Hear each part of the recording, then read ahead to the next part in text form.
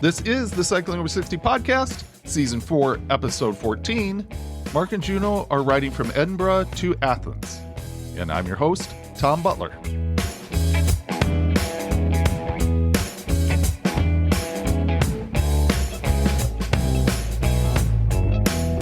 I want to start this episode with where Cycling Over 60 is now, because it's changed a lot from where it started. When I started Cycling Over 60, I didn't have a strategy. Not really. It was conversations I was having with people, and a sense that those conversations mattered, and that was about it. That has changed significantly. Cycling Over 60 is a full-time effort for me now. It's how I see myself being able to impact the lives of as many people as possible. And the more I've worked on it, the more I've realized that the podcast and the content are only a part of what this needs to be. To me, a bigger part is the local community. My goal now is to keep improving Cycling Over 60 until it becomes a significant resource for anybody wanting to start getting fit later in life, and for people who are already riding and want to stay riding as long as possible. Both groups. I don't want to leave either out. And I've come to believe that figuring out how to build local community that supports a Cycling Over 60 focus is crucial. Information isn't enough on its own. Some of what makes cycling special only happens with other riders. Someone telling you about a route they just rode. Equipment advice from a rider who's maybe made a mistake and is helping you not make the same mistake. The accountability of knowing people are waiting for you on a Thursday morning. To me, that's a more full cycling experience. And helping figure out the future of cycling communities that support older riders is where I want to put my energy. What I keep coming back to is that a local bike club sits at the heart of that, which is why I took on the role of Community and Government Relations Director for the Tacoma, Washington Bicycle Club. I'm looking for ways to make our club the best support it can be for older riders. But here's the thing, a local bike club that's just people over 60 isn't really a healthy club. I don't think that's the right model. I think bike clubs need to play a crucial role in the health of a local community, full stop. To be healthy, a club needs to meet the needs of cyclists in every age group. That's a focus I have with my work with TWBC. I'm interested in how the club is seen as a component of how a community stays active. Not just a club for cyclists, but a piece of the civic infrastructure of an active community. I hope we can figure that out here with the Tacoma, Washington Bicycle Club, and I hope to share with you what that looks like as we do. So that's the broader picture. A healthy club serving every age group embedded in the community. Inside that broader picture, there's a specific group I want the club to serve, and that's people who are 55 and older and are inactive. Serving them well takes more than what a bike club can do alone. So I put together a concept. The idea is that a network of local organizations is needed to remove the barriers to being active by bike. And here's an update on where that effort stands. The network has a name. It's called CAN. The Cycling for Active Aging Network. It's a Pierce County partnership between TWBC, Second Cycle, and Forever Green Trails. I've been focused since the first of the year on finding grant sources to turn CAN from an idea into a well-funded program. We aren't there yet, but I'm excited about the progress. Here's the problem CAN is built to address. 1 in 4 adults over 55 is physically inactive. In Pierce County, that's roughly 60,000 people. And physical inactivity is a leading driver of a lot of disease states, including cognitive decline. CAN is being built to change that, one ride at a time. CAN benefits from existing programs of these 3 established organizations. We want to reach people who are sedentary and who have never felt that cycling is for them. CAN hasn't been built from scratch. It adapts current programs and shapes it around the needs of an older, often inexperienced rider. Our immediate goal is to engage 200 participants, large enough to gather real success stories, and then use those success stories to generate referrals and grow from there. And while CAN is currently housed at TWBC, it's designed to be replicated. The model could work in any community with a bike club, a community bike hub like Second Cycle, and a trail organization willing to partner up. In my role as Community and Government Relations Director at TWBC, I'll be administering CAN. Cycling Over 60 is contributing in a different way, helping develop the referral recruitment material, which means reaching out to healthcare organizations, and recruiting volunteers for the program. I will be sharing more about it in future episodes. I'll be talking about how it's going and what we're learning, where it's working, and where it isn't. And I'd love to hear from you. If you're in Pierce County and this sounds like something you or someone you know could use, get in touch. If you're somewhere else and you're thinking about whether a model like this could work in your community, I want to hear from you too. As always, you can find my email in the show notes.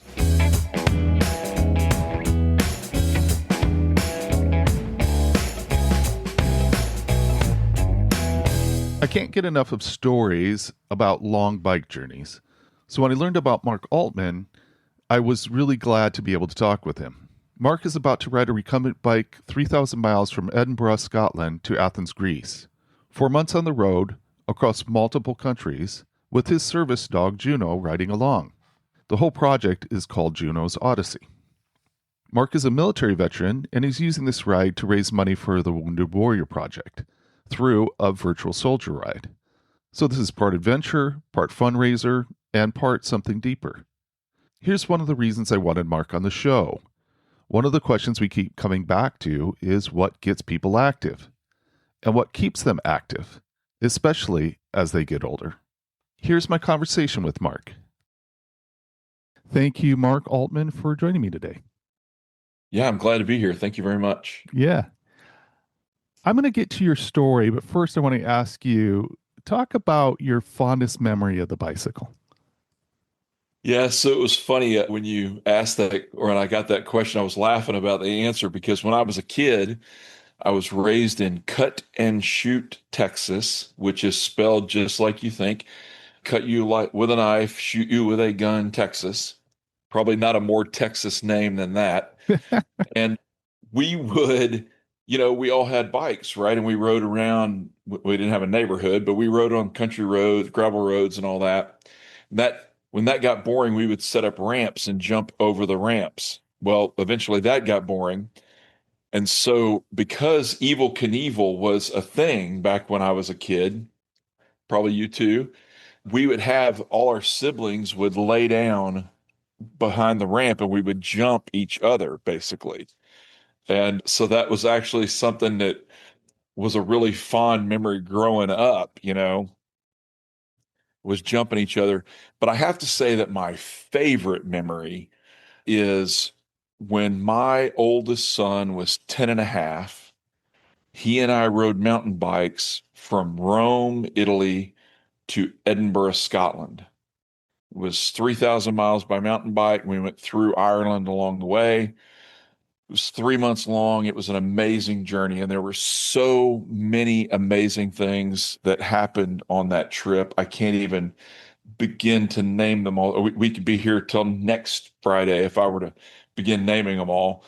But then 4 years later, my ex-wife, Dawn, and I, and all four kids rode from Cape Lookout State Park in Oregon to Washington, D.C.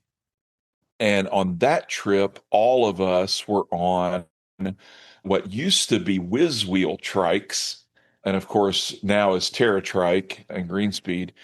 And so we were each on our own trike. We were as far as I could ever find, we were the first family where everyone was on their own bike or trike, and we rode across the U.S. all in one go. So, and as far as I know, I mean, we may still be the only one. I looked the other day trying to kind of find somebody else that had done something like that, and I haven't really found anybody. There have been other families who've done some really cool stuff. I mean, don't get me wrong, but I think we're about the only ones. And again, an amazing trip with the kids, and they're all adults now and they all have their own children and all of that. So I think those things were probably my fondest memories, you know, on a bike. It was just, and of course, obviously I'm hooked. I'm doing another big trip. So it was Well, pretty wild. I could spend, an episode talking about those two trips, but let's get into this trip. Give me or give listeners an overview of what you have planned. Yes. So my service dog, Juno, who is a 132-pound African Borbal. So she's in the Mastiff family. So big, big girl. We are going to ride from Edinburgh, Scotland. So we're kind of turning things around. We're going from Edinburgh through Eastern Europe and then down to Athens, Greece is the plan. And so I really was looking for another big adventure. It had been too long since I had done one. And between seeing all of the various stories out there of how many veterans commit suicide to how difficult it can be for veterans to reassimilate into the civilian job market and into civilian life, and then knowing what Juno brings to my life as a service dog and helping me through my own PTSD and all of that, I thought it would be really cool to partner with Wounded Warrior or to be in association with Wounded Warrior and do something to highlight veterans' struggles in those areas. And I thought it would be pretty cool that if I reached out to the veterans in the countries that sent troops with us to Iraq and Afghanistan and get some of their veterans to ride part of the trip along with us. So some veterans may only ride a couple of miles, and then other veterans may ride 100 or more miles. It really depends on them and what they think they can do and what they want to do. And, or of course, Juno and I will get to meet those guys and have some camaraderie and some fun along the way. And so that was kind of the impetus of the trip. And it's changed, it's morphed a little bit. Initially, I was actually going to do Australia, but getting Juno into Australia is a challenge. And so it's one that's going to require a little more planning than I initially thought. And so I just shifted to Europe while I finish out the planning for Juno. And then our next trip will be to go to Australia. That's so cool. I just love the whole thing that you're putting together there. Now, you're going to be doing this at 61. Am I right about Yeah. that? And Yeah. talk to me about the role that the bicycle plays in your health. Yeah. So it's really funny because like most people, probably many of the people who are listening, there was a point at which, maybe even currently, and that's why they're listening, where the bike had kind of faded away just a bit. My wife and I, Julie and I, had lived on a sailboat for 2.5 years. So, as you can imagine, for that 2.5 years in particular, being on a sailboat, having a bike would be kind of difficult to do. Not impossible. Some people manage to do it, but it's a small folding bike. You're not riding very far, obviously. You get off land onto land and you go get groceries or whatever you're doing. So, but riding like you and I think of riding when you're on a sailboat would be very difficult to do. But I realized recently that while I do a lot of work, we have a small little farmstead, for lack of a better word, just about 5 acres. I came to the realization that that I am getting a little older. As my youngest son, who's currently in the Army, as he says, time is an undefeated champion. And so and so I began to take that to heart. And I was like, I I'm semi-retired, and so now's the time to I figured I had a few more big trips in me. And so I'm going to do those. And then the good news is I'll continue to ride, obviously, in between. Some of those rides will be with Wounded Warrior, going to these veterans rides and chatting with veterans and trying to help them be healthy, both physically, of course. I mean, that's a part of it. But I don't know about for you, but for me, just being on a bike and having my brain to myself for the most part and just being able to think about things and good and bad, because obviously on the trip, on whatever ride you're on, you see something that reminds you of something cool or whatever, and or it allows you to process emotions that you hadn't had a chance to process yet. And one of the things that I've found, especially on these big trips, when you do a big effort, or I guess even if you just did a big effort for one day, right? Like if you rode a century in a day or something, becoming more honest with yourself is easier the more tired you are. Right. You just don't have the energy to hide from yourself. And so I have found, at least for me, that helps a lot. And here's the funny part. The reason there are people who hike the Appalachian Trail, or they do the Pacific Coastal Trail or something, right? Or they backpack across Europe. And that's great, but what I have found is that the bike, whether it's a trike or a bike or whatever, you travel fast enough to make reasonable headway in a day, right? But slow enough that you're actually able to see a lot of cool things in a personal way. If you're driving or in a train or something, you see it perhaps, but you're not stopping, you're not, going up to it. But the important part is you're not meeting people.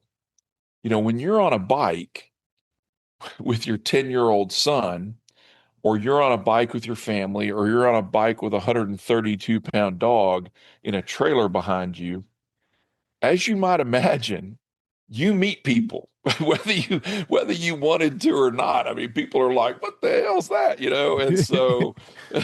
And so anyway, it's a cool way to meet folks that you would have never met before, and you get to meet them in a really cool way. Really, you become friends much faster, for example, right? Because they're fascinated at what you're doing, and you get to tell them about it. Hopefully you get to inspire them, which is part of why I'm so grateful to be on your podcast, because I hope that what I'm doing will inspire other people to do something similar. Yeah. Whether it's and I mean, it I doesn't think, have to be huge, but yeah. I mean, I think no doubt. I mean, I know absolutely beyond a doubt that this is a trip that will inspire so many people, and in the right way, I think, in the ways you've laid out. And I love what you talk about here. And I think of life at the speed of the bicycle. And I think there's yeah. something special about it. And by the way, one thing I want to say to everybody, you can't really tell because I'm not standing up at the moment and that kind of thing. But, like a lot of guys who, and maybe I shouldn't just say guys, but you and I are talking. And so, but like a lot of people who are our age and our place in life and all that, you either were or still are working hard at a job. You are a spouse, perhaps. You perhaps have children and now grandchildren. And so there are all these obligations, right? On your time and on your energy and on your thought. And so it's tough to then stay in shape on top of that, right? It's not always easy in a time sense to get on the bike or to go for a jog or, whatever, right? And so I just want everybody to understand I'm carrying more weight than I need to right now. I'm at 250. I mean, I'm a pretty big guy normally, but the point is I'm not in some crazy shape. I mean, you're in a hell of a lot better shape than I am. And I can look at you and tell that. So, you don't have to be in crazy good shape even to do one of these big adventures, because what you can do if you don't care about the time it takes, right? You don't have a hard deadline at the end. You can just start out slow, right? You start out, you ride. Let's say that really you're hoping to average 50 miles a day, right? Well, if you average 30 miles a day for the first 3 weeks, so what? You're going to get in riding shape really quickly.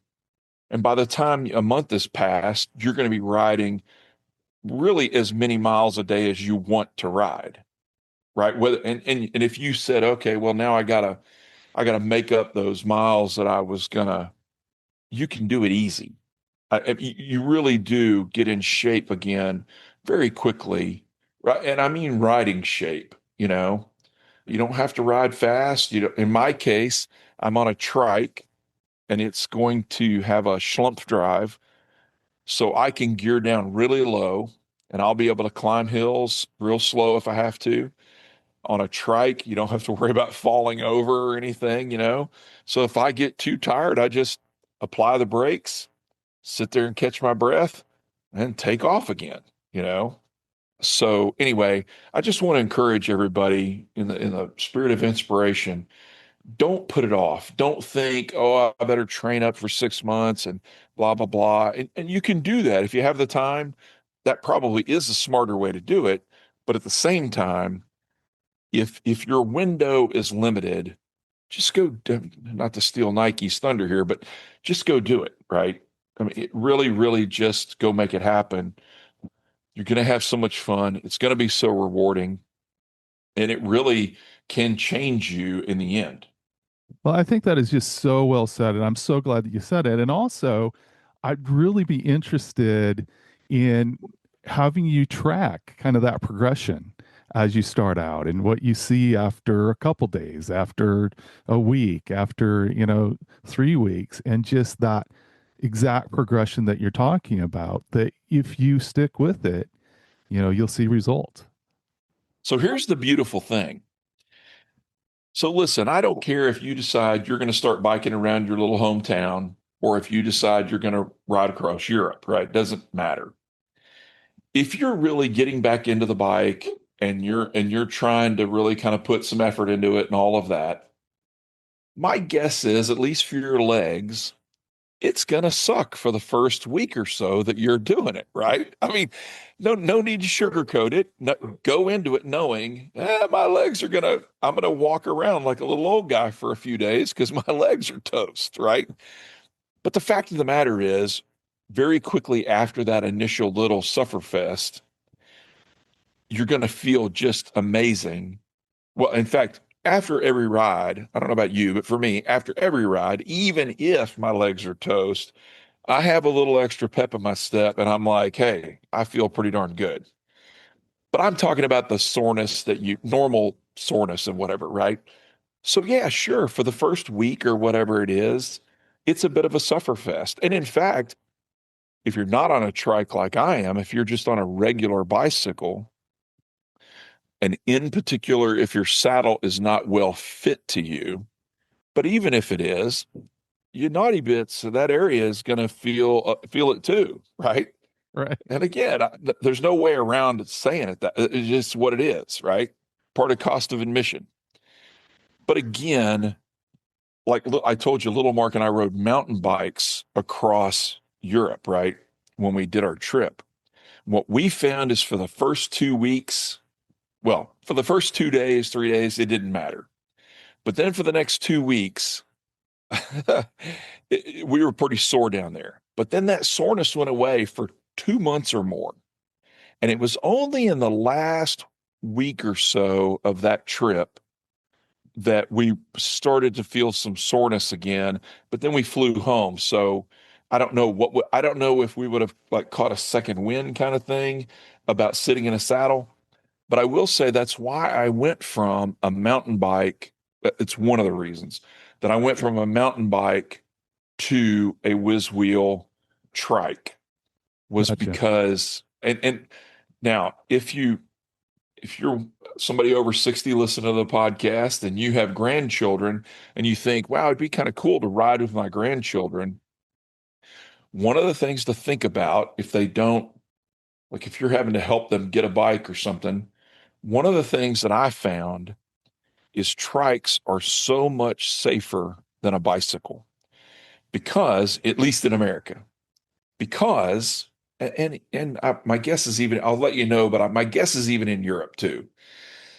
But in America, as you well know, everybody listening, heck, if you've ridden a bike around your block of your local neighborhood, people see a bike and the best they do is avoid you a little bit, you know? Very often they crowd you, sometimes they crowd you on purpose.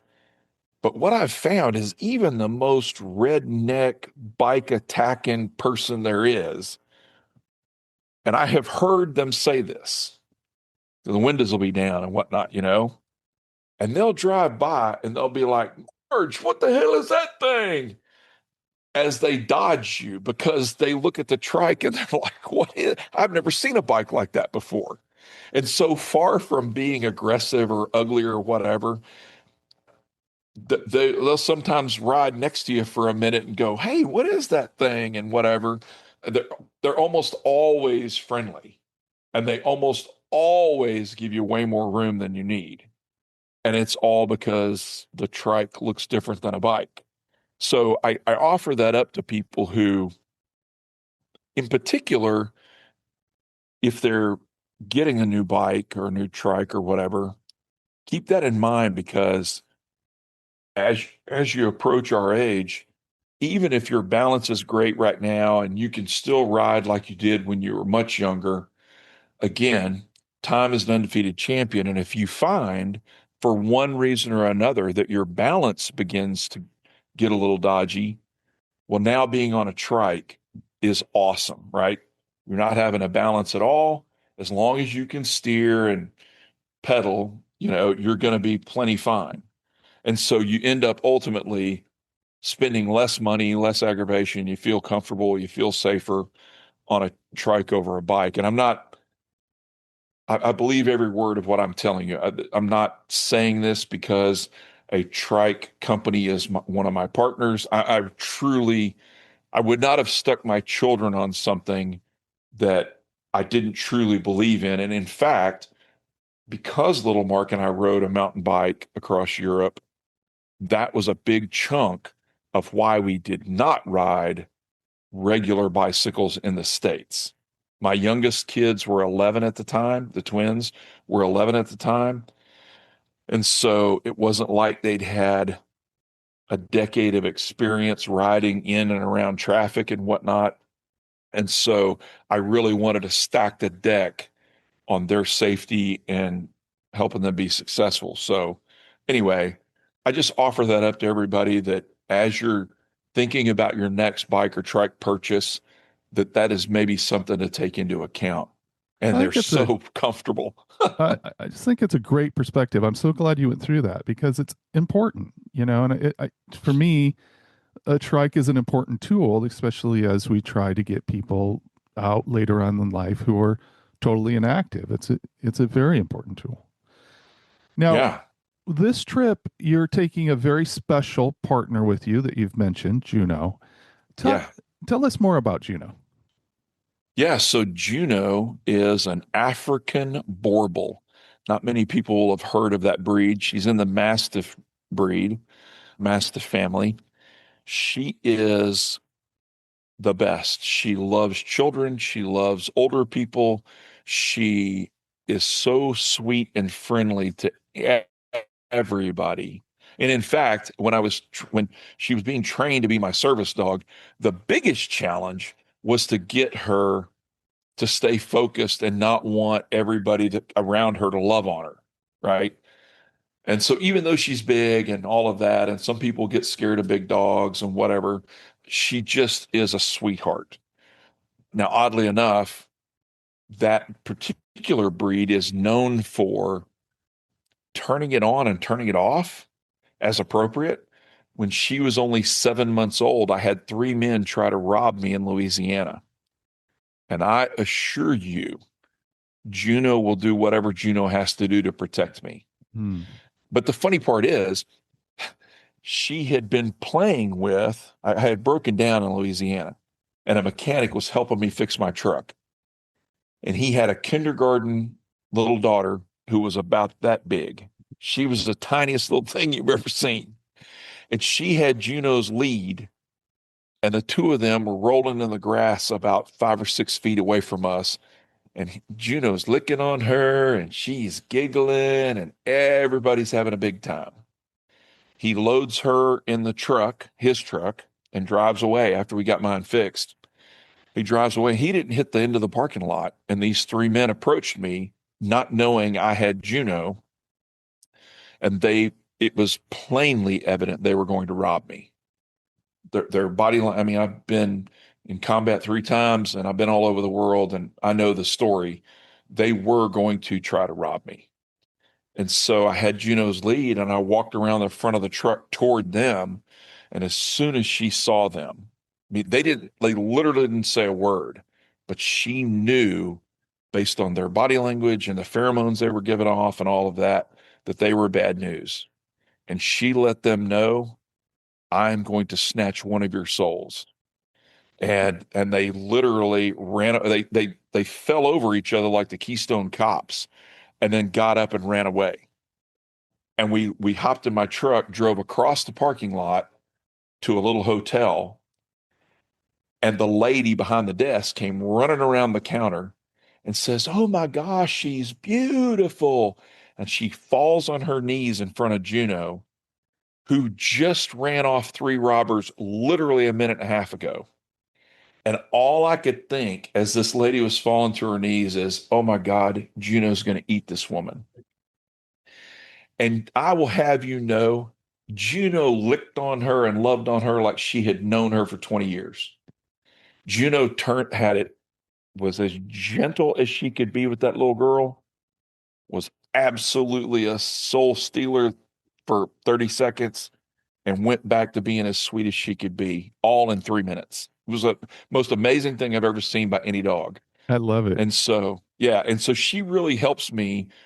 I mean, she really, really has helped me with my PTSD.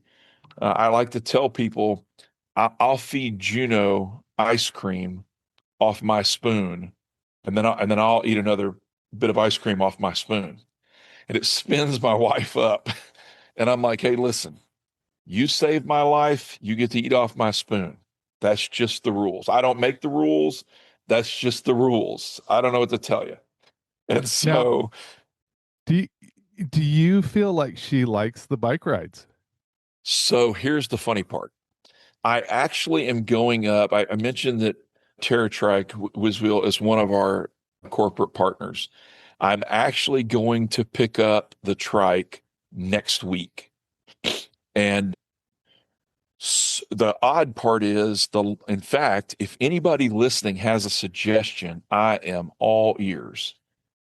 The long pole in the tent right now is getting a trailer that Juno can ride in.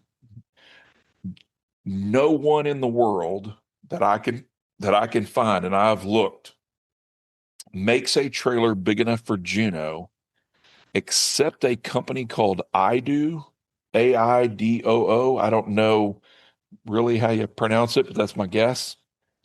They're the only company that makes one, and they don't ship to the United States. They only ship to Europe. So Juno actually hasn't been in a trailer yet because, again, they don't make one big enough for her. Certainly not to go the distance we're going to go. So what may end up having to happen is that I will have the trailer shipped to Edinburgh. And Juno and I were going to look around Edinburgh anyway. You know, we're going to see the Book of Kells and Edinburgh Castle, you know, just some other touristy stuff in Edinburgh, right? Get over our jet lag, that kind of jazz. And so while we were there, I was going to, of course, go to the bike shop, get the trailer, assemble it, and then spend a couple of days getting her used to riding in the trailer. She's very well trained. She's a super smart dog. I really don't anticipate having any trouble. I would rather get the trailer here and have a week or two to practice with her before I go to Europe. But if I have to do it the other way, it won't be the end of the world. Again, she is the best dog ever. Super, super smart, very well trained. She trusts me. I trust her. So I'm not terribly worried about it. But yeah, you're right. If I could make it work with it, I would, where we tried first. But as Well, long as I that's, let her, yeah, I mean, to me, when I talk to people about trips like this, there's people that like the adventure of it. You know, like in this yeah, case, there's going to be a bit of trying things out, seeing what works, and that's just part of the process. yeah. You know, it's funny you say that because one of the things that I've learned is sometimes the very challenge you have on a trip, the thing that in the moment just about spins you out of control, you miss a ferry ride, or you have bad weather on the wrong day, or the thing you wanted to see on the trip is closed the day you're there, or whatever, right? Or you have 13 flats in one day, like I did one time.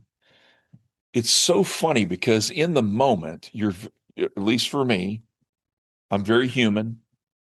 By the time the third flat had rolled around, I was pretty over it, and I was pissed by the fifth flat, right? By the 13th flat, I'm just laughing about it. I'm like, whatever. At this point, you either laugh or you cry, I guess. And, laughing's more fun. So anyway, but what you find is that the delays that you were caused by flat number 2 through 13 is actually why you end up meeting somebody cool, because you wouldn't have met them. Or somebody says, hey, because the thing is closed, why don't you go to this thing instead? And that second thing is the thing that was so amazing to see, right? And so it really does, these big trips in particular, but my guess, any bikepacking trip more than a couple days long really provides this perspective and this chance to see yourself in a different way. And that's, to me, the challenge is where all the growth happens, I love you it. know? Yeah. Now, your route is going through some really cool places with a lot of history. I'm wondering if Yeah. that's part of it for you. Are you interested in those historical places? Yeah. So as it turns out, my undergraduate degree and part of my master's degree actually is in history. And so, and I'll tell you, man, for any of your listeners who are not into history, or maybe one of the couple is into history and the other one's not. One of the things that I have found amazing, for example, when my family rode across the US, we got to go inside Ford Theater where Lincoln was shot. Mm. And since the anniversary of his death was just 2 days ago, probably appropriate to share this. So we got to go inside Ford Theater. And I noticed that the presidential box was up if you're looking at the stage, it's up to the right. And so we end up tracking down the lady who was in charge of both Ford Theater and the Peterson House right across the street where Lincoln actually passed away.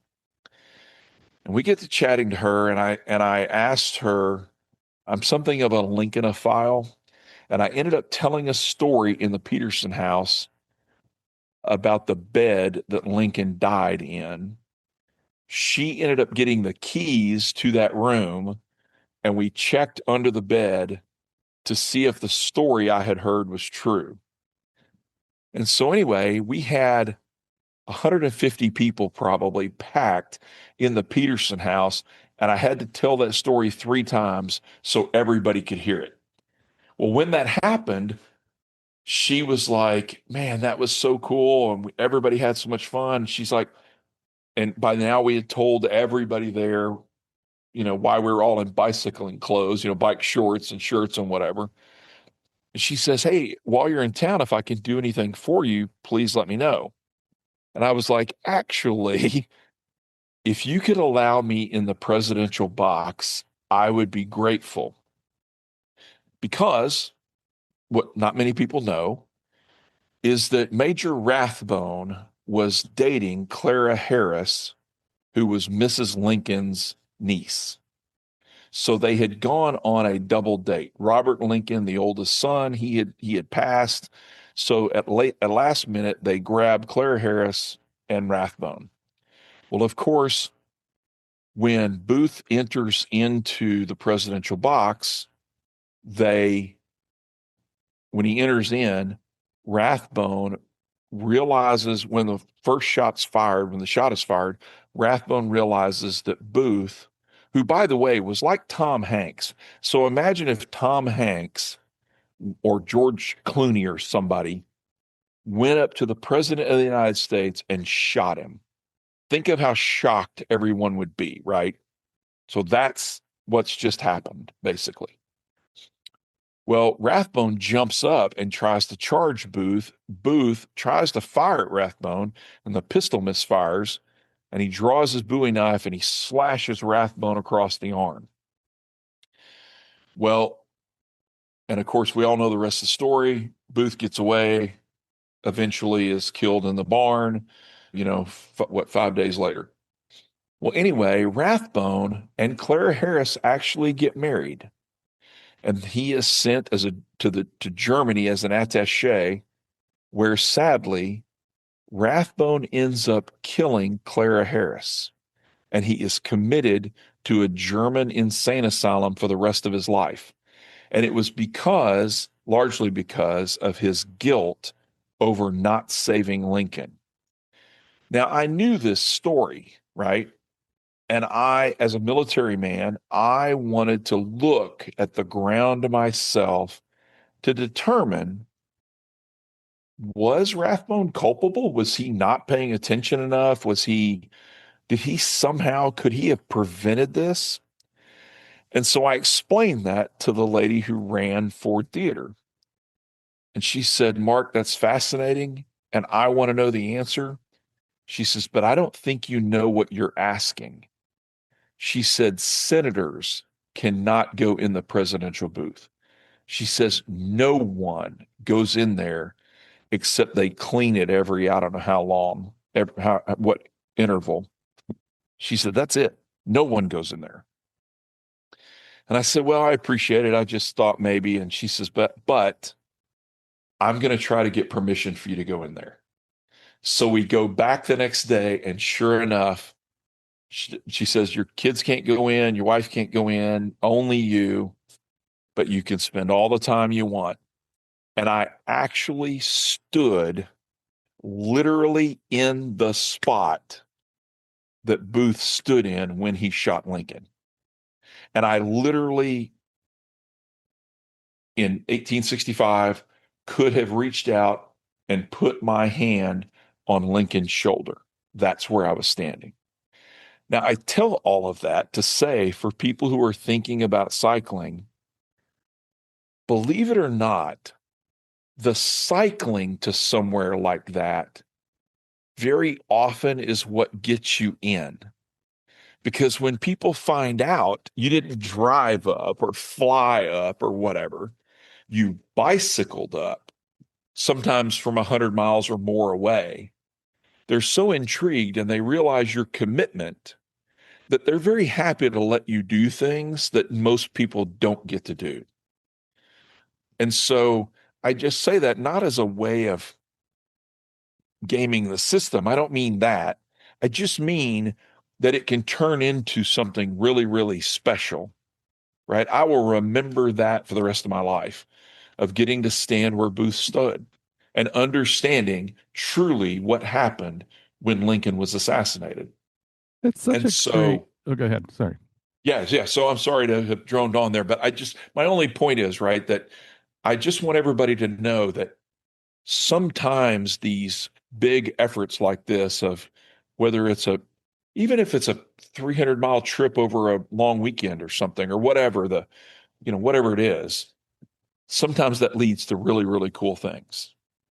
It's a great illustration of, that's special. Like you say, when people see you riding, when people find out, you rode 1,000 miles or whatever it is to get to a Yeah, spot. yeah. I mean, they notice that, and it's fun.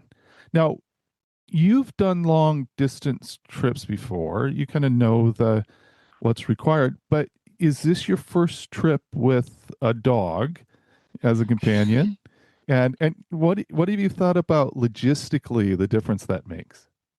Yeah, so it is my first big trip with a dog, or any other animal, I guess, for that matter. Yeah, and so the differences are, obviously I have to pay attention to her food, her water needs, her potty needs, all of those things, right? So there's some logistical stuff.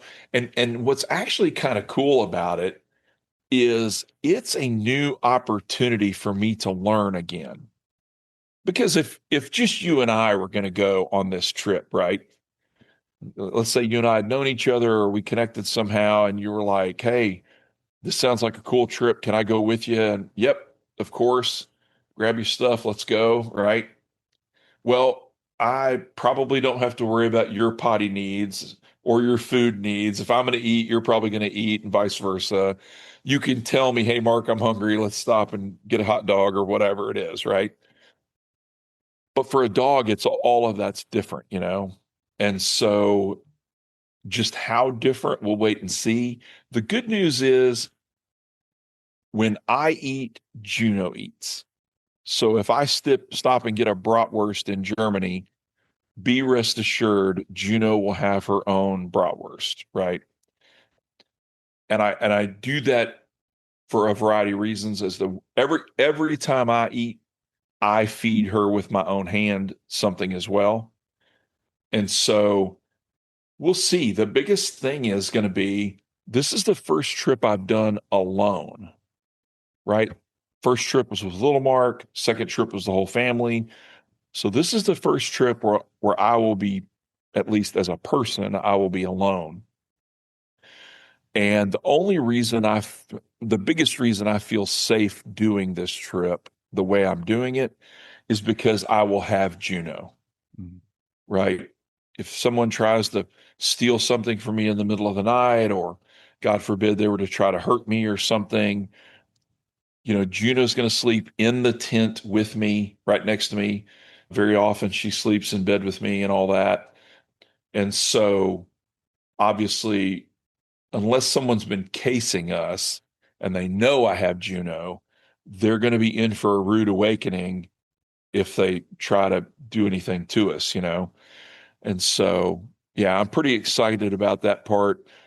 The one challenge that's a little bit different is Europeans view service dogs a bit differently than we do. There's a couple of additional hoops you have to jump through and that kind of thing. And even then, like here in the States, when I take my service dog to a restaurant, they cannot turn us away. They cannot legally turn us away, right? The ADA says, nope, if she's a service dog and you need a service dog, then you're good, right? It's against the law to turn them away. In Europe, it's not always that way. And so we have to, and by the way, I'm pretty good anyway, even in the States, about working with people. Gino and I don't go places that we're truly not welcome. If sometimes they have a concern, I'm happy to talk about the concern and figure it out. But if at the end of the day they say, "No, you're not welcome," okay, we'll go down the road somewhere else. And so we'll see. That'll be a question. I hope we get to do this again, either a couple times as we do the trip or after the trip. And we'll have to keep that question in mind again to see just how different was it and in what ways it was different. I'm thrilled to have that conversation. That'd be really fun. Talk about the virtual soldier ride. Yeah, so this has been really cool. We were trying to figure out a way to get this discussion about veterans challenges and how service dogs can help. We were trying to figure out a way to broadcast that to a broader audience. And so I actually had worked with Wounded Warrior once. I was a dive master on a scuba dive trip where they were taking Wounded Warriors out scuba diving. And so they needed a couple volunteer dive masters. And so since I'm a dive master in scuba, I volunteered and we took these veterans out. Well, because of that, and because of the positive experience I'd had, I reached out to Wounded Warrior and said, "Hey, here's what I'm doing. Would you guys like to join with me in this process?" Well, it just so happened they had just begun to kick off the virtual soldier ride. And obviously sometimes when you do a big benefit bike ride, everybody shows up at a place and they have some safeties and they have maps and orange slices and, whatever they got, right? And everybody rides in a big group. Well, and that's great. You get a lot of camaraderie. You can get a lot of media attention sometimes for those things. And, so a lot of positive things come about, right, from it. The downside is it has to fit in everybody's schedule, right? And everybody has to be on at least some level of the same fitness level, right? To be able to, if you're going to do it together. So in this case, the virtual soldier ride is an opportunity to cycle on your own terms whenever and however is best for you. And everybody can ride solo like I'm doing it. Well, like I'm kind of doing, we're kind of riding solo, but once we're in Europe, we won't be. We'll have some other folks with us, or you can ride as a team. So your local bike club could get together, do a virtual soldier ride, and have a fundraiser just attached to it. And in fact, if everybody goes to Juno's Odyssey on Facebook, you'll see our Facebook page there, and they can donate right from there, right? And so that really is how we're generating visibility and some money for Wounded Warrior. And that money, every dollar donated goes to ensure that our veterans and warriors have access to mental health care, career counseling, long-term rehabilitation, and of course the camaraderie of being with other veterans doing activities like scuba diving or in fact they also hold their own bicycle rides, these Wounded Warrior bike rides. And some of the wounded guys are on hand crank bicycles, right? Some of them are on regular bikes, some are on trikes, some are on recumbents. Just they meet them where they are with whatever kind of cycling vehicle or tool they need to be able to ride like they could back before they had been injured. So it's just really cool. They've been a great facilitator of the trip, and I can't speak highly enough about Wounded Warrior. They're a great organization, and I've seen a lot of the positive things they do for myself and for other veterans, for that matter. If you met a veteran that confided in you that they were struggling, that they were, even mentally, that they had become sedentary, that maybe the change of routine has been tough for them, what would you tell them about cycling? Do you feel like it's a unique tool in that situation? Yeah, I really do. And so I don't know how many of our listeners have at one point been runners or joggers or whatever, but I have always been in the Army, we run a lot, right? But I have always been a better road marcher or think backpacker hiker type than I have ever been runner.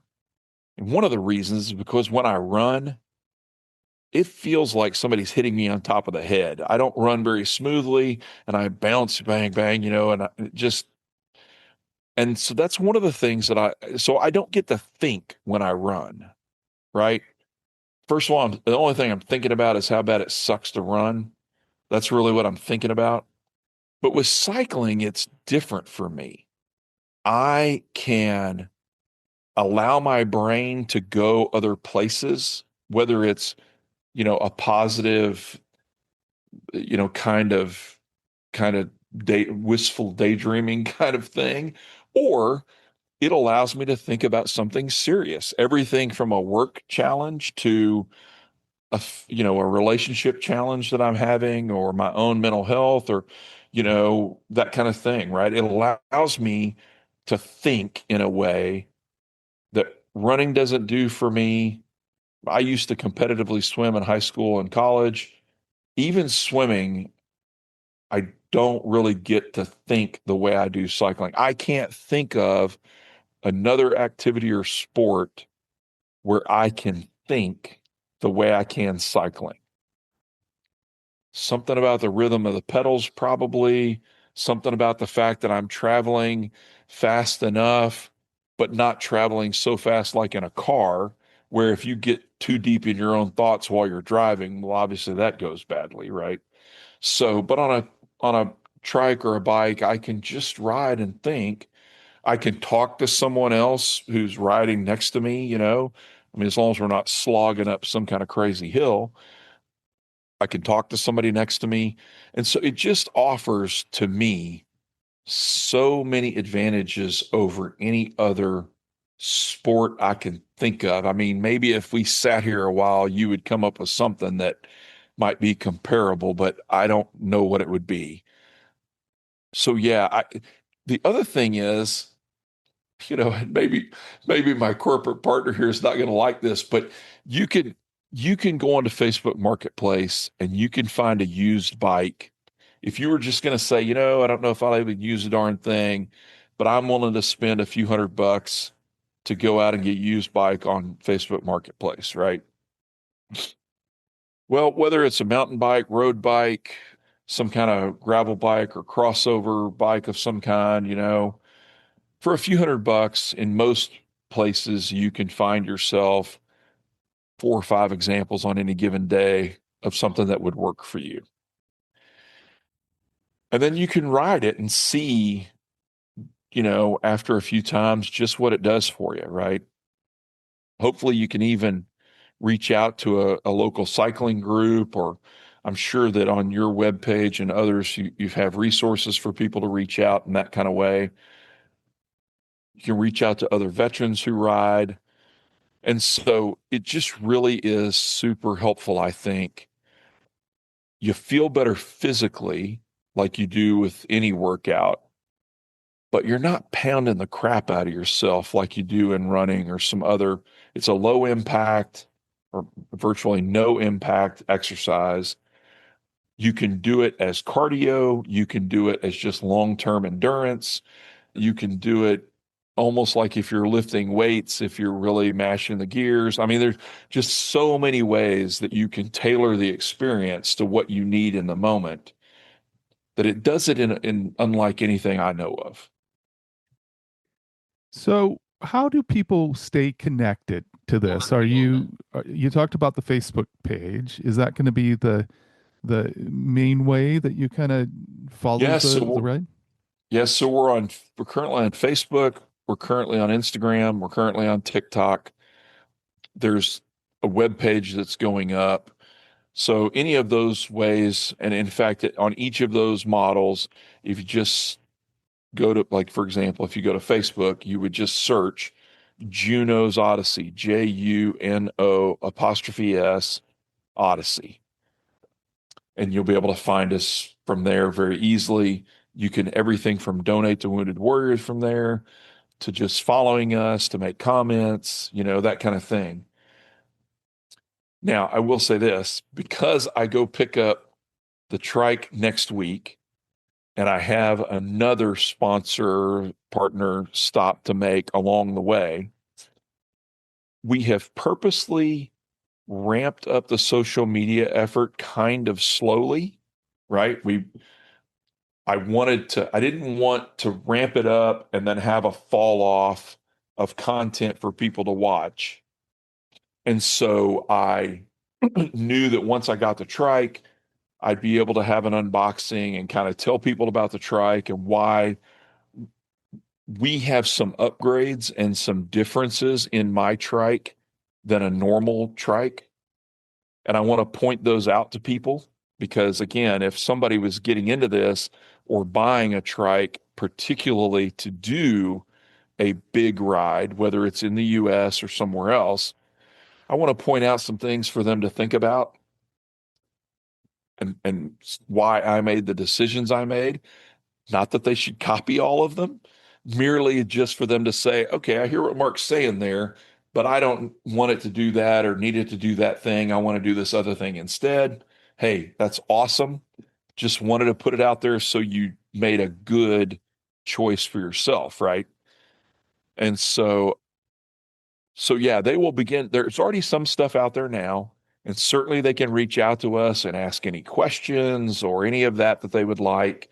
I'm very happy to answer questions individually, or if you ask a particularly good question, don't be surprised if I take that and then, you know, I mean, I won't use people's names probably, but just I'll make it public, because if you had the question, hey Mark, why did you use these panniers instead of these panniers?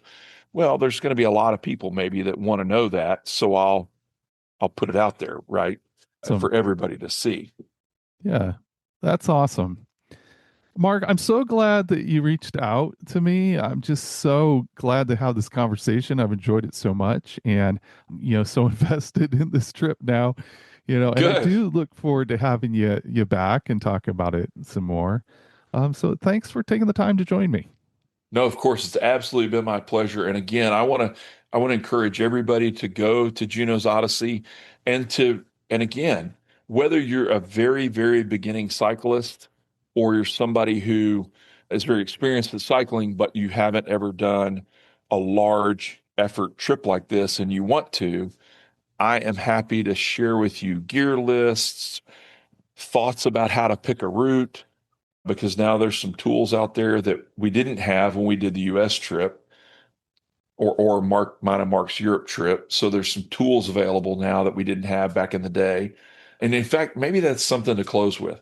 There has never been a better time, in my view, to be a cyclist, right? Because we have so many cool tools, whether it's monitoring your workout and the speed you're going and all of that, to tracking that over time, to setting up a route where you either have a lot of hills because that's what you wanted, or to have no hills if that's what you need, right?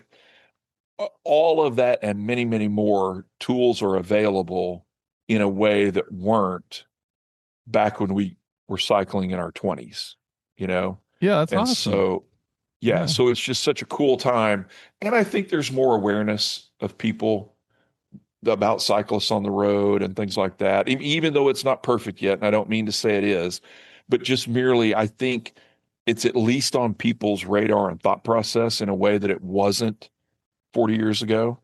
And so again, I'm happy to help anybody who might want it, and answer questions and all that. And I really do hope that people will get out there and start cycling. It really is the best. Fantastic. Well, again, thanks. And we will talk again sometime, I'm sure. Good. I hope so. All right. Bye See now. you soon. Yep. Bye. Bye.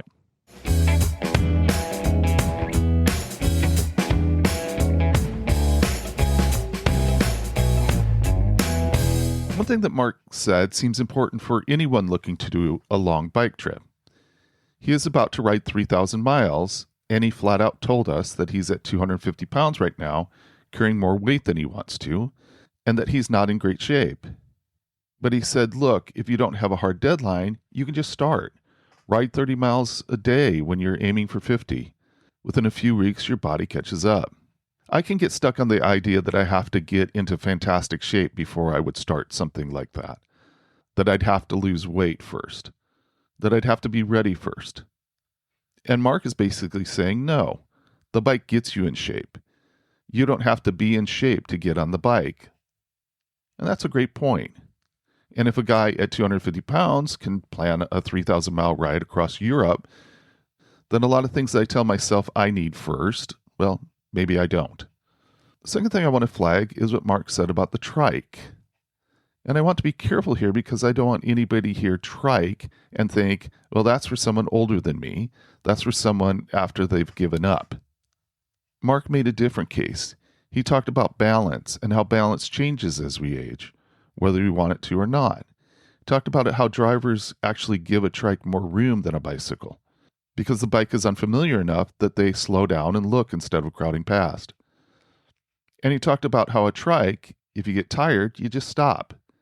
You don't have to clip out. You don't have to worry about balance. You just sit there and breathe and then go again.